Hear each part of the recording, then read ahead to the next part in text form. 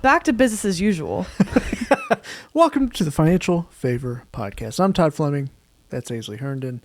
And what's unique about us is that she's my niece. I'm her uncle. That's how that works. I'm 21. Yeah, I'm 36. So we get to have a couple different generations work together and talk about money positive stuff, how to handle your finances, how to be in a good position. Why are we qualified to even talk to you about finance? A lot of pain and suffering. But I've built 8-figure businesses, and Aisley's 21, already 6-figure earner, and we're getting a millionaire status. We're getting there. By 23.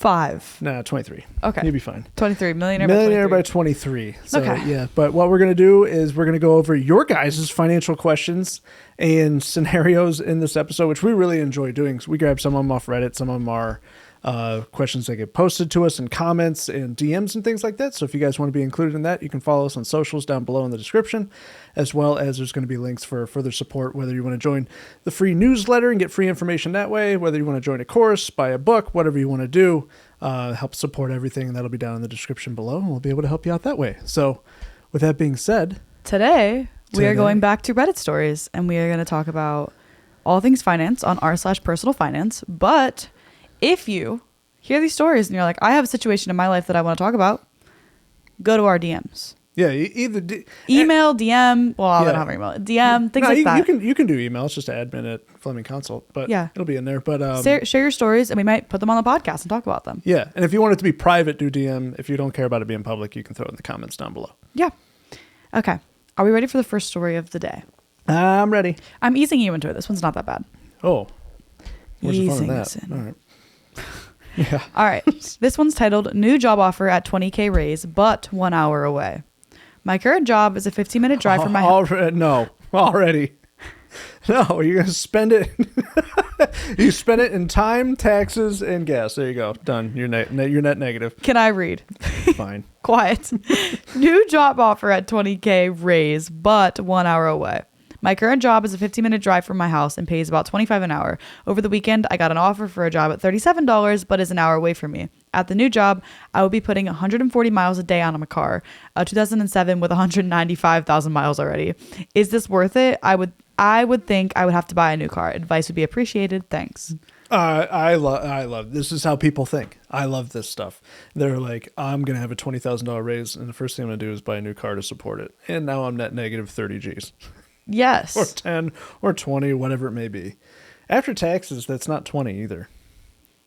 Because if it's anything W-2, you're going to get hit on that. Yeah. So let's just say it's a net 14 gain. Now we have how much extra in gas a month, going from 15 minutes to an hour every single day. So you have an extra 45 minutes a day. No, I'm sorry. You have an extra hour and a half. You got to get back to. You got to get home too. So you have an extra hour and a half every day.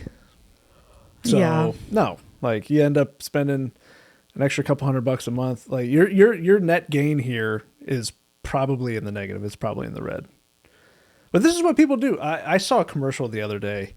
It was for Chevy something. It was like this girl going through interviews and struggling to get interviews. And then she goes to an interview and they're like, we're going to hire you. And on the way, while she's walking back, she sees like this Chevy Traverse or something in the window shopping. Oh, that's the right answer. So the first thing we do, we get a job, then you go in debt. Yep, the job doesn't actually net pay you anything.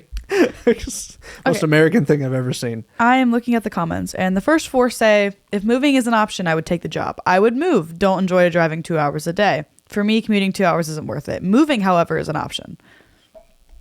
Fair. If you're not moving into, say you live in the suburb now, if you're not moving into the city and then spending... Depends on the move. Like, yeah, to your point, if you have to spend $4,000 on a move, between security deposit, first months, if you're renting. If your rent is higher now or your house costs more. Yeah, you're net negative again. Yeah. This doesn't seem like much of a gain to me. Somebody said the only reason I would move is if it's a needed step in growing your career. So if you're moving up in like your career world, this is going to be a better experience for you, a better job. You need this. That would make sense. I would move. What a weird value proposition. How dare that person on Reddit give decent advice and have an understanding after the last episode? This is rare. Last episode was rough. Somebody said, if you're moving from 52 to 76K, that's a major step and you should absolutely take it. If you're moving from like 140 to 160, do not take it. So they have an understanding of like the thresholds.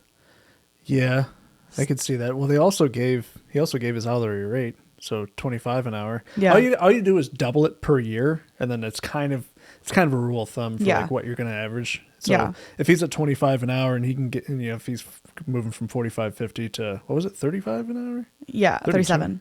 37. Yeah. So maybe it depends on what the it's 20K is. If you're like, take his numbers out. This is just anybody at this point. If you're going from 50K to 70K, that's a big number for you at the time. Now, if you're in a position where like you're making 120 and it goes to 140, that 20K doesn't mean as much to you. It's not worth the 2 hours a day, the time trade. That's a good point. Yeah. Yeah. Yeah. Taking his numbers out of it and just like measuring the actual. Yeah. Yeah. Because people put so much value in the dollar instead of themselves.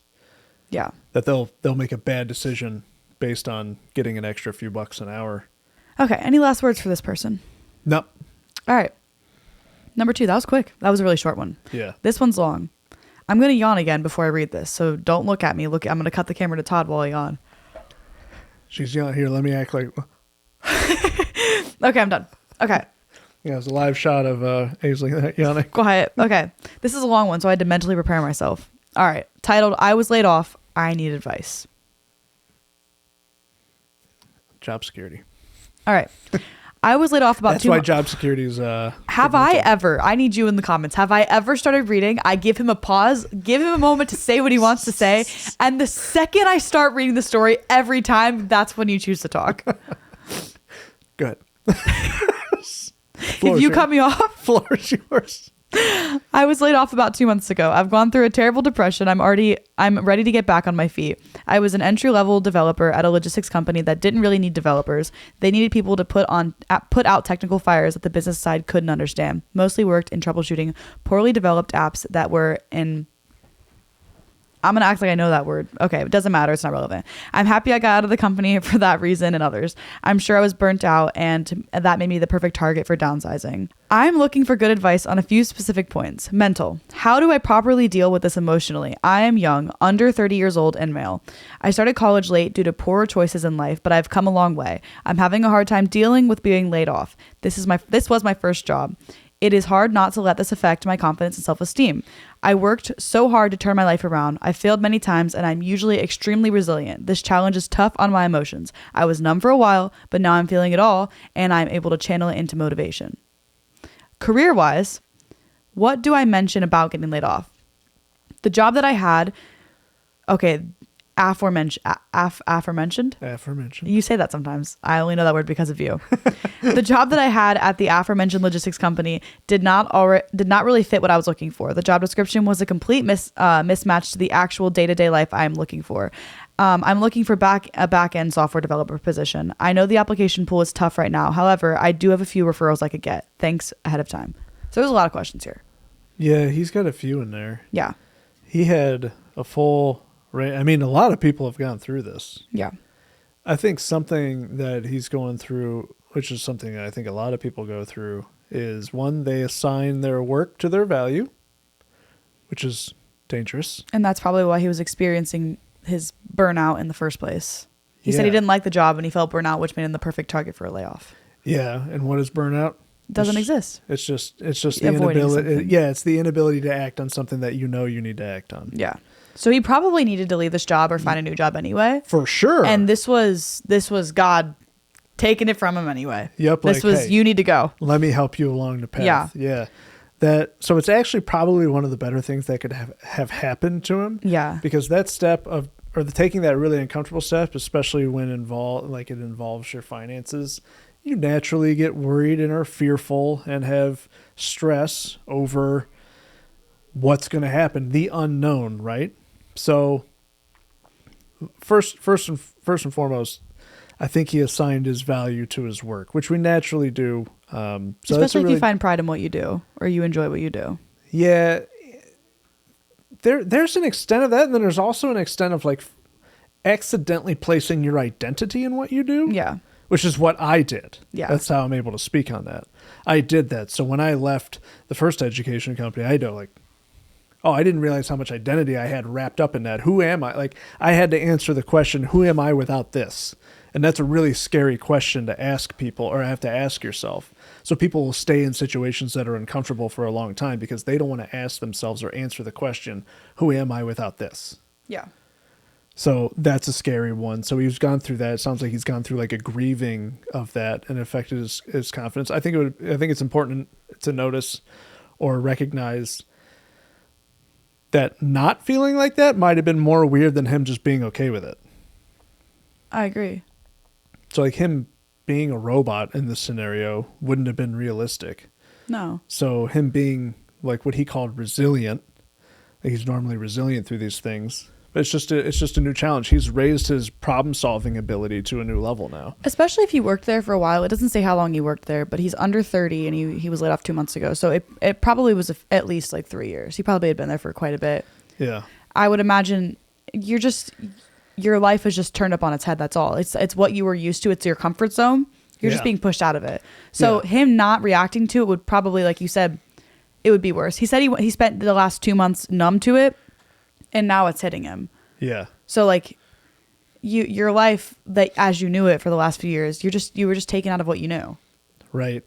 And I think the other thing too is this also goes into like placing identity in our work and placing identity in like what we do versus who we are is another like angle of that is if he doesn't have that for a couple months, like he has something to, he has to understand that he's taking skills and knowledge to the new place.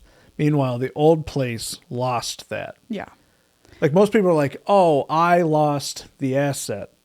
That's not how it typically is. It's typically the business has now lost the asset and they have to regain that. Yeah. So he's taking with him the experience, the knowledge, the resume, all of that, right? It's like if a doctor leaves a hospital, who's hurt, the doctor or the hospital? The hospital. The hospital's hurt. And his company that he was at is losing a set of hands that knew what they were doing. Yeah, exactly. Yeah. Now, there's a chance that to his point, maybe the company just didn't need that anymore. Yeah. And like maybe they're not hurt too. That's actually best for both parties then. Yeah. Because you don't want the business to have bloat. But he also said that the position he was in wasn't what he wanted to be doing. It wasn't what he wanted his day-to-day to look like anyway. Right. So it was only going to get worse. Yes. That feeling was only going to get worse. Yeah. So that's the mental side. Like, hey, how do I traverse this? Well, one, you've already sat in it and grieved in it. It sounds like you just keep progressing, but recognize that you're the value over like whatever the job role was. Yeah. Like stop thinking that the job role is more valuable than you. The moment is not bigger than you. Yeah. The top comment, sorry you're going through this. Yeah, it does suck. And having to take it as a mental toll on you for a while is totally normal. This may sound weird, but I think there's actually some benefit for a person to experience job loss or job uncertainty / instability at some point early in their careers. So many people make terrible financial mistakes because they think that their current paycheck will go on forever until the day it doesn't. And they're staring at a pile of monthly payments. But if you know in the back of your mind that there are no guarantees, you tend to be a little wiser with your money and the risks you take. This pays off in the long run. Anyway, I wouldn't worry too much about mentioning that you were laid off. It's the tech industry. It's very common. The person interviewing you has probably been laid off too, maybe more than once. Yeah, I think that's a great answer, actually. Yeah, it's just like how we say we want to when we start, like, failure's good. You want to fail and you want to fail faster and you want to keep failing. And like the person said, it's teaching him something. Yeah. He could have been in that role for the next 20 years and the company just left him there. And in 20 years, he would just be miserable. Yeah. I mean, really miserable. Yeah. If he was miserable after a couple of years, imagine how miserable you are 10x. Exactly. And he's going to learn so much from this. Okay, and then somebody else says, time heals all wounds. I'm about 2 months out as well from being laid off, and I've just gotten to the point where I'm no longer waking up angry at my former company and replaying the layoff call in my head. I'd suggest getting a therapist as well if you're not seeing one. It takes some effort to find one that works for you, but if you have the financial stability, then it's worth it. Then I say, given the market right now, you don't have to explicitly hide a layoff. So many people are going through it. So most recruiters you talk to are likely hearing the same thing from multiple people. If they don't ask, you don't have to tell them. Yeah, I don't think the layoff's a problem. It's not like you were fired. If you were fired, it's one thing. If you're laid off. Well, if you're laid off, you're fired. Well, it's not the same thing. It's just a nice word. But it's not the same thing, though. I mean, isn't it? It's not the same thing. You don't think so? No, I don't think so. Why not? I don't think when you're going into. I think if you walk into a job interview. Okay. And you say, I was laid off. The company downsized. You're saying like I was singled out and let go.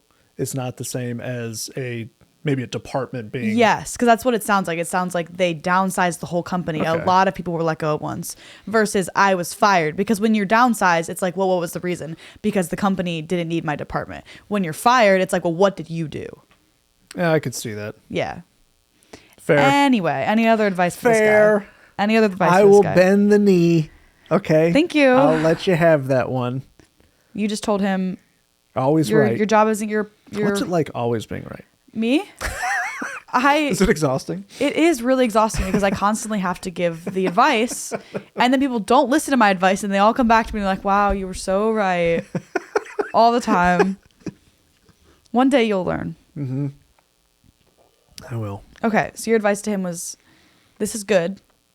Yeah, just recognize that the moment's not bigger than you, and that the skill set that you're taking and the awareness that you're taking from this is probably the best thing that could possibly happen to you. I would agree. Most people struggle to see like past lunch, right? Let alone the next 6 months, 12 months, 18 months. So and getting this like shaking awake, like them, like, hey, wake up. Yeah, getting alert. You're gonna have to look further than lunch. That's the thing. Is like he's gonna have to.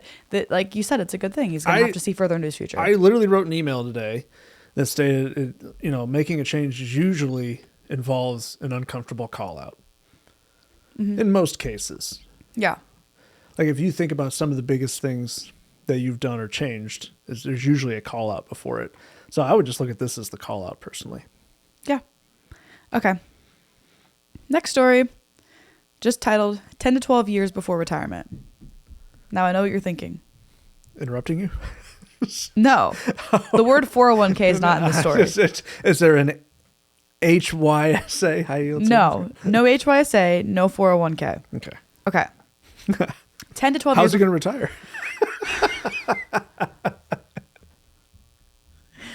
10 to 12 years before retirement. Question about the last 10 years before retirement. Because of my lifetime full of poor decisions, low-level jobs, and overspending, I have reached the age of 55 with no retirement savings. Okay. So that's why 401k is not mentioned, because the next worst thing would be nothing. So here we are. Yeah. I have reached the age of 55 with no retirement savings. However, my wife and I are now in the best earning time of our lives. She's only 45, and we have approximately $4,000 each month free and clear. With that in mind, should I focus on investing as much money as possible, knowing that 10 years might not be enough time to recover from a bad market crash? Or should I focus on paying off every little bill, including my 3.4% mortgage, in order to enter retirement in 10 to 12 years with as tiny expenses as possible? Trying to think of the whole scenario. So 55, wife is 45. Yes. No retirement. No retirement. They want to retire in 10 to 12 years. Okay, so, and there's an extra $4 to $5 a month. So that's called 40 to 60 a year. Yeah. Extra. So, I mean, that's not that bad a situation. It's not that bad. Yeah. Like, especially if you can increase your skills and even keep earning more. Yeah. I'm just thinking about the mortgage part of the question. Should I pay out? Well, see, they left out a little bit. Like, should we pay off every penny of debt, including, well, what's the rest of it? If there's credit card debt, yeah, get rid of that. Yeah. If there's car debt, probably want to get rid of that, depending on like what it takes from you every month. But the house debt, yeah, and they don't say the amounts. No, either. they just say 3.4%. Yeah, so it's kind of vague. It's kind of tough. But like principle based wise, okay, you got to pay yourself first. Step one, right? What's the 3? Pay yourself first. Debt on a plan, and understand true value. Yes. Almost forgot my own third there.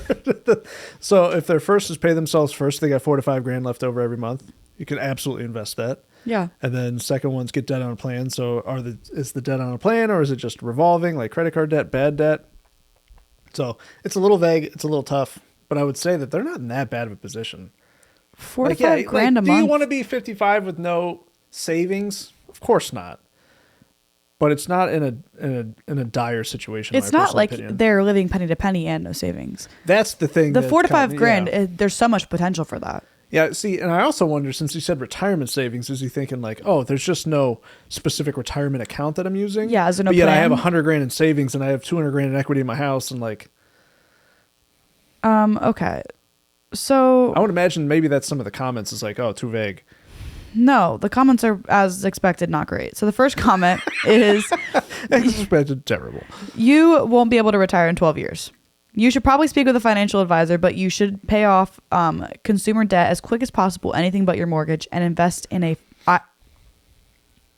IRA 401k as aggressively as possible while picking safe investments. Here's why the IRA and the 401 don't make sense to me in these scenarios. It's only 10 years. You don't have time. Yeah. Well, it's not even the time thing, actually, because you can invest for 10 years and make a ton of money. But the 401s and the IRAs are so limited. I forget. I don't know. I don't remember what the 401 maximum is a year. It's like 20, call it 20 grand. And then the IRAs is way smaller. So like, let's say, or I think it's smaller. I can't remember the exact details. Like, don't quote me on that piece, like the exact numbers. But my point in that is that the principle of it's limited to what I can put into it, and they absolutely save more or have more at the end of the month than what like they're above that limit. Yeah. So like that kind of leaves the money dead, right? That's Yeah. actually the problem, not necessarily the time limits. All of these comments are just very negative, and they're just telling him it's not possible. So I'm not going to read any more of these. It's because they're trying to figure out like, Oh, they're just saying 401k, and I want to get in here and comment back, but I can't. So yeah, you're still banned. he's screwed because I can't say anything. Yeah. Okay. So I really- don't think they're in that bad of a position. $4,000 a month is a lot of money to be left over after you paying all of your bills and living your life. That is how much would he make in 48 in 12 years if he had $4,000 a month to save? No, 40. So over $500,000. So 480 would be 10 years. If he invested that money, Yeah, you could be a millionaire. I don't understand why the people are being so. Anyway, Well, because they don't. Well, they have no idea. It's the whole purpose of the podcast. That's why we're here. Yes. Yeah, I'm having one of these. What's the purpose moment? Yeah, that happens sometimes. Yeah. Just, when you're fighting. Sometimes it feels helpless. Fighting darkness in the eternal realm is difficult. Yeah. But no, I don't think he's in a bad position. We've read stories where they're in way worse of positions. Oh, yeah. We know people that have been in worse positions than that are now financially in great positions. And the wife has 10 more years than that to be working. Yeah. Like if they didn't do anything, all they did was keep the $4,000 and save the $4,000 every month. Yeah. They still have 10 years after of the wife working to be making money. I don't think they're in that bad of a position. No, it's not ideal, obviously, but like. Yeah, you can, and if there's equity in the real estate too, he's got a lot of options. Yeah, I wish we could give this guy a call and tell him, hey, buddy, everything's fine. Don't worry. I guess you could just tell me what thread that's on, and then I could get on there. You could. I'll send you the link. Yeah, that's what I'm gonna do right now. Hold on. I could. That's very odd. Can you DM on Reddit? Yeah. You have to have karma though. So karma is like their like points. Yeah, they're like. So if you get system. upvotes on comments and stuff, and people like what you're saying, you get karma, and then you can DM people. So I'll send it to you. You join the subreddit. You comment on it, get some karma, and then you can DM people. Well, I'm probably going to get downvoted because I'm going to say he's doing great. I discovered I can actually respond to people I can DM people and tell them, hey, you were on the podcast. I just can't comment it. Oh, okay. I gotcha. So I could say that. Understood. Yeah. I don't think he's doing that bad though. I don't think he's in that bad of a position. I think it's a mental approach and a discipline at this point. But if he's already asking that, I think the awareness is there of like, oh, I can make a change. It seems like he's got his life together too, because he said he made a lot of poor financial decisions when he was younger, but he's in the best position of his whole life. Yeah. So like, he's fine. Everything's gonna be fine. If I was wearing my normal hat, tip of the cap. Any last words for him besides he's fine? No, I think he's. I think there are far more people. There's far more people in situations with retirement funds that are actually in a worse situation because they don't have the monthly cash flow or abundance that they do. Or month to month leading into it. Like they're kind of like tapped out, and then they have to somehow retire on less. Yeah. They're the opposite. They don't have the retirement set up yet, but they have so much excess that they can create what they want. Yeah. And not have to retire on so little. And an awareness. Yeah. Yeah, Okay. and an awareness around it. So yeah. Okay. Unpopular opinion, but This one's kind of a long one. However, I looked right now, and the first thing I see is 4 letters capitalized. all right. And you know what that means? 401k. Acronym. Acronym. And I know what it means. Okay. HCOL. High cost of living. Wait, how did you know that? I don't know, but I looked at it and it just was in my brain somewhere. It just... Are you proud? And it's right? Yeah. High cost of living. Why can't we just say it? Okay. How much of an income increase would I need for it to make sense to move across the country and go from owning to renting? There's a lot of openness in that. Yeah. Okay. I currently live on the East Coast in a high cost of living area making around $90K. I also own a 1-bed condo with 3.75% mortgage. Lately, I have been thinking about moving to the West Coast Bay Area to increase my income and be closer to more opportunities. But I'm having a hard time pinning down the minimum salary increase I would need to make such a move worthwhile. Also, this is hands-on laboratory. I almost said laboratory. Dexter's laboratory. Laboratory-based engineering work. So the places where I can live and find work in this field are limited, with the Bay Area being a major hub. With interest rates what they currently are and prices what they are in the Bay Area, there's no way I'd be able to buy a comparable condo, so I would have to go back to renting. I really don't know how to calculate this to convert into an equivalent salary increase to break even. It's not as simple as new rent minus current mortgage plus closing and fees, right? Did that make sense? Yeah. Okay. That didn't make sense to me, but I'm reading it and you're thinking. So yeah, be the thinker, I'll be the reader. Understood. Another reason I'm considering the move is that I discovered that I really don't like snow. I really don't like snow. So I will make this or a similar move eventually, but I don't think this is enough of a reason to rush. I can endure another winter or two waiting for the right opportunity, but knowing what that right opportunity is the main crux of the question. The current math is something like current salary, star, cost of living difference, plus...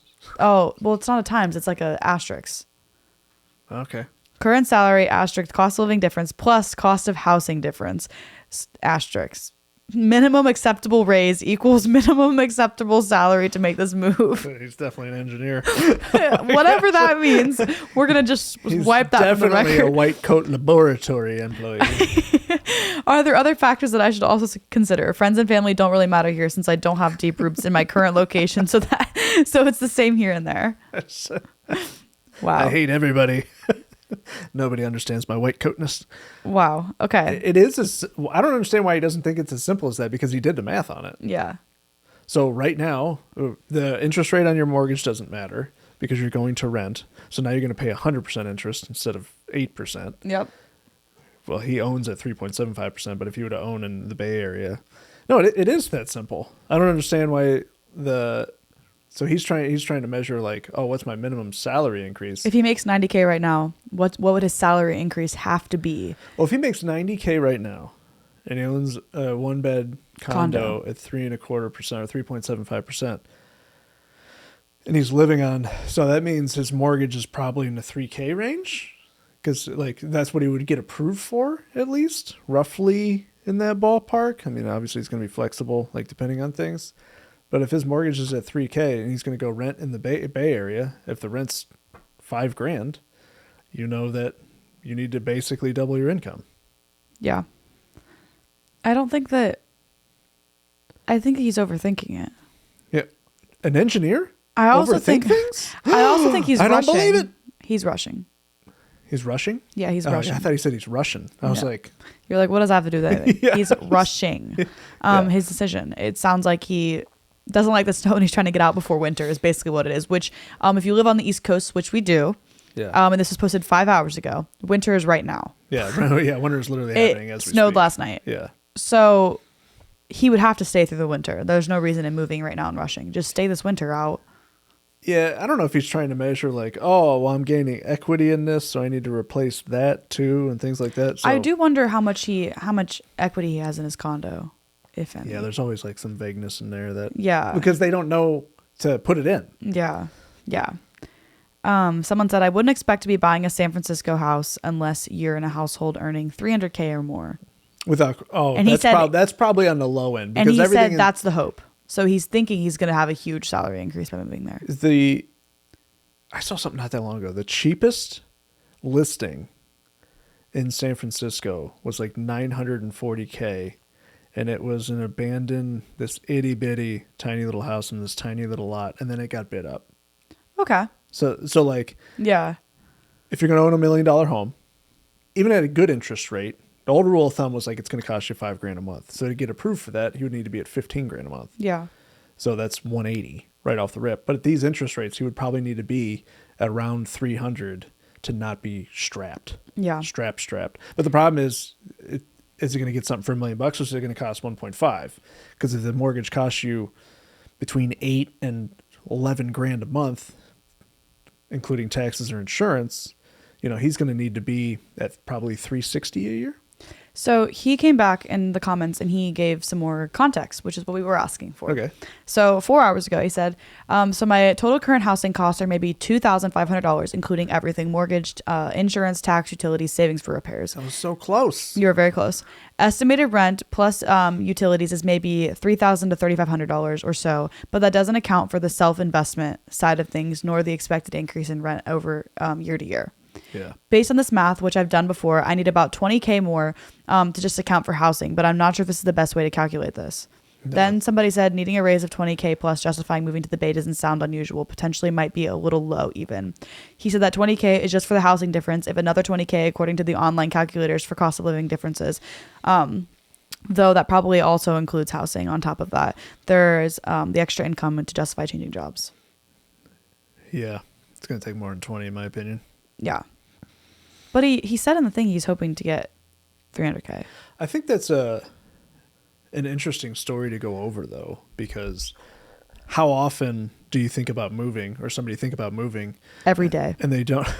I think about moving all the time. Every day. All the time. So you think you're in a different situation, though. Like, how many people every day think about a situation where they have to go from job to job, or if they're going to move somewhere, and there's just so much unknown in it that they just kind of hope that it works. Yeah. Or they stay where they're at because they can't put a plan together. Yeah, scared, or they just. Yeah. Yeah. Yeah, I mean, your parents just went through a move, and they moved 30 minutes. Let's calm down. That's They kept their jobs. They bought a new house. No, but like understanding, the expense differences of like if they would need to create extra or not, or what their plan was. Like, they did such a good job. So the way that they offset it is they just paid off their debt. Yeah. So like, if we just pay off our debt here, we'll just keep our living expenses the same. We'll just get rid of the car debt and things like that. And they did it. Yeah, that's a smart move. A lot of people wouldn't understand to do that. They would Some people, they look at the numbers, be scared, and they would just stay. Yeah, they would just, yeah, exactly. Yeah. Yep. Yeah, that was good. Any last words for him? I do wonder how much he can make in San Francisco. I don't know. It's all going to depend on the job. Yeah. Like, what's the potential there? Yeah. Also, is it worth living in San Francisco? I mean, you've been there. I have. I actually like San Francisco, but I like San Diego more. I like San Diego. Well, yeah. Yeah. Yeah.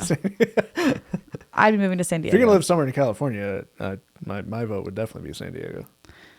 Okay. This next one. That's where Gracie's at. Shout out, Gracie. Have your kid already. Come on.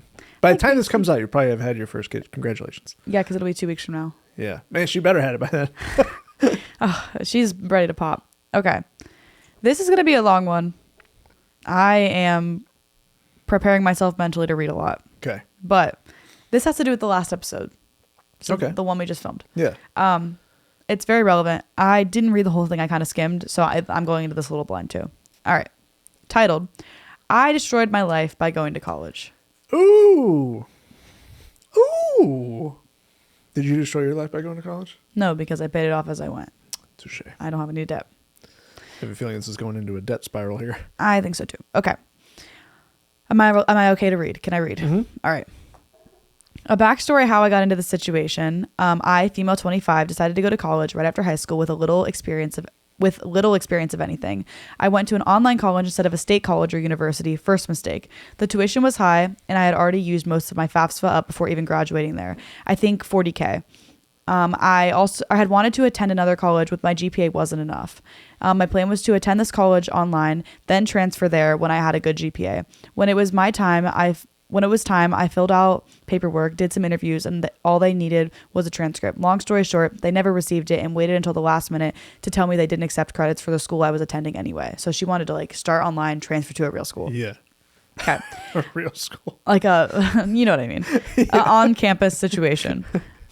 I stayed at a college, but my senior year transferred to another college. Second mistake, because my advisors made several mistakes, and one even cost me to sit out for the fall semester. So that sounds like not accountability situation. Yeah, not loving the ownership there. There was no accountability. I'm not saying there. mistakes don't happen, but like, okay. All right. At this time, I was getting my tuition paid because my father was injured in the military. CH-35 benefits. I don't know what that means. Okay. So it sounds like his father was injured in the military. That paid for her tuition. Yeah. I also had a few Pell Grants left that helped. I attended and got my tuition paid, but summer semester FAFSA didn't pay for anything, and the classes were high during the summer. I was only getting $500 to $1,200 a month from the benefits, depending on how many classes you took in the classes. And the classes were 4,000 plus. Just for 2 classes, that was only 1 month. Wow. This college is so expensive. Man, like self-education is so much more affordable than traditional education these days, but people just haven't recognized it. Like literally, you can buy a course for $1,000 and learn a skill in a couple of days that can pay you forever. But yet people will attack to go into debt. Yeah. For the rest of their life to go a traditional route and get less. It's astonishing to me. But people just they just don't know yet. At some point, that pendulum will swing the other way. Yeah. Okay, some classes you can only take certain semesters. I had credit cards during this time because I was taught that they could bring your credit up. I purchased tons of stuff and paid it off that my credit score was up to 740. Nice. My income was $30K a year from the benefits and my part-time job. I have a part-time job but mostly work full-time hours because we were always short-staffed. All my cards had negative balances on them after 2 summer semesters. All of them have balances from this school. I have an American Express card that has a $4,700 balance on it, and the other cards with $700 balances on it, and a total of $7,512 in credit card debt. $47,000 in student loans, all balances from the school. I'm about to graduate in 17 days and not looking forward to it. My credit score also dropped from 738 to 690 to 588. I'm down to having one source of income because I'm about to graduate, so no more benefits, and I don't know how I'm going to pay this off. My bank account is always overdrafted, and when I do get paid, it eats the entire check. Mm-hmm. I'm the only person in my family who went to college and the only one with debt. I can't move out anytime soon, so I can't do anything. I wish I could go back in time. Is this beyond repair? This is what I used to pay a month, but can only afford to pay 1 or 2 now. Credit cards, $435, car, $181, car insurance, $134, water bill, $220, used to be $80 a month, but it had a water leak that took weeks to repair. This isn't all of the bills, but the more important ones. Okay. That's it? That's it. Well, first of all, is this beyond repair? No.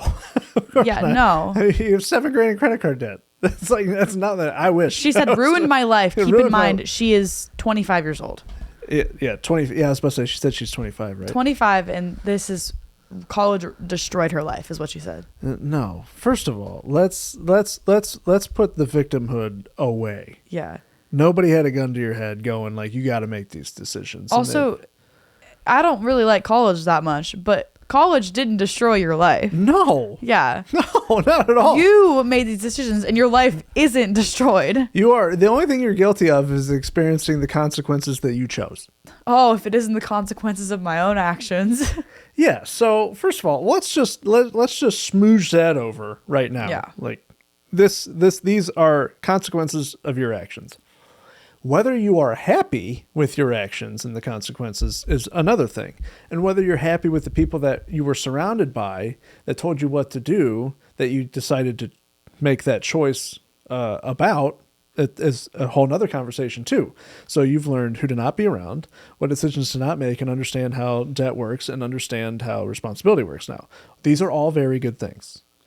Now, to pay for the $7,500, now, like, you're going to be freed up from school now. You're not looking forward to graduating. What are you talking about? Now you are ready to actually earn something. Now your earning potential goes from 30, because you're strictly time-based, to maybe you make 60. Yeah. Maybe you make 70. Maybe you make 50. And then stay living at home, pay off your credit cards, and figure it out. Yeah, you can start allocating funds. Yeah. Like, this one is more of a mentality dial switch to me, from like, woe is me, to like, world is tough, to like, I'm 25, I got a ton of time ahead of me, let's start learning how to earn more. At one point in my life, I literally verbally stated out loud, why is making money so hard for me? I literally said that out loud. Not too many people would look at me now and go, oh, money making is really hard for you. because you get better at it. You gain skills on it. So it'd be much more valuable for someone to tell you the truth in that matter than it would be to say, oh, it's over if you just file bankruptcy and start over, which I'm sure a comment is in there. I hope not. I hope there's no comment that says like just file bankruptcy and then you can start over, because you're not actually learning a lesson then. You're just using a scapegoat. I'm just like, she's not thinking about it. I'm like at a loss for words. Yeah. She said she worked a part-time job while she's still in school. So her part-time job, she said she works a part-time job, but mostly working full-time hours because they're always short-staffed. Yeah. So I don't even know if she's getting paid for the full-time hours because it's part-time. So maybe she's getting some overtime. I don't know. And here's the thing. But she's making $30K. Yeah. And if you're just, if you're a chronic benefits taker, I mean, it just breeds victimhood. Yeah. It just does. You know, I'm not saying that there wasn't assistance in the right place there at times, but my point is, well, now my benefits are going, like, she even worded it like that. Well, my benefits are going away. I don't know how this is going to, they were always going to go away. Yeah. That wasn't something to be creating freedom off of and creating a life off of. It was supposed to get you by until you graduate and have a degree. You build the skill sets to be able to pay for yourself. That's the whole point. It's supposed to be a launching pad or a runway. Not your forever ticket. People are in much worse positions without having the assistance of like the money from her dad in the military. Yeah. Like there are much worse positions that people are in. What are the comments on this one? I was just skimming them. They're not wonderful. So people are asking questions. So they said, oh, this helps. What's your degree in? What is your current job / income? What prospective jobs and incomes can you anticipate with your new degree? A grand total of $55K in debt immediately out of college is hardly catastrophic anymore. And unless you anticipate a large financial purchase, car or home, your credit score right now is essentially useless. So that's basically what you would I'm say. on board with that. Yeah. Who cares about the credit score? I don't give a rip about a credit score at all. Also, the car payment, like, does she even need a car payment? Is there a way to get a car that doesn't have a payment? That would be ideal. Like, if you can sell that car and have enough left over or gain enough or save enough to buy a car, buy a hoopty. So I wonder if, because she said she's the only person in her family with a college degree at this point who's gone to college. Yeah. So I'm wondering, like, how many siblings, whatever the situation is there, either if she felt pressured by her family to be the one to go to college. Yeah. Or if she went to spite her family to be better than everybody. That's what that's like a weird ownership thing. Yeah. I don't know if it's that one. So she said, my degree is criminology and criminal justice. I'm still not sure what I want to do with the degree or what to do with the degree. And the person responded and said, getting a degree just to have one without a plan is not a good idea. That said, law enforcement isn't the worst paying career field. Often it comes with excellent benefits and in many cases makes you eligible for PSLF. I don't know what that means. PSLF. Probably some sort of paying off your college situation. PSLF. Your priority needs to be pension, state, life fund. Nailed it. Your priority needs to be decent income, whether or not directly related to your degree. Also, continue to live at home as long as you can. Curb expenses. Yeah, I was curious about the water bill in there too. I was like, I thought we were living at home. Oh wait. Or maybe she pays for the utilities? Question mark. Yeah. Some of these are awesome. This is why we like going over personal ones sometimes. But like, instead of just the public ones. Pause. Yeah, I don't know. I think I can't move out anytime soon. Well, let's just talk about the principles behind it. Okay. Because there's a lot of people early 20s that get into this position. They feel like they're stuck. Maybe even in your 30s, and it's okay, I've gone back to school, but now I have to pay for these debts that I've accumulated, and I just don't feel like I can get ahead. Yes, you have to pay yourself first. Yes, you have to get debt on a plan. Yes, you have to start understanding true value. But what you need to do is you need to start understanding asset accumulation. So if you can focus and start, and your first asset might be getting rid of a credit card debt. So let's say it's $200 a month, right? Yeah. And if you can get that down, or if you can get that off, now you got $200 a month. That needs to roll into something that has value that money can come back to you on.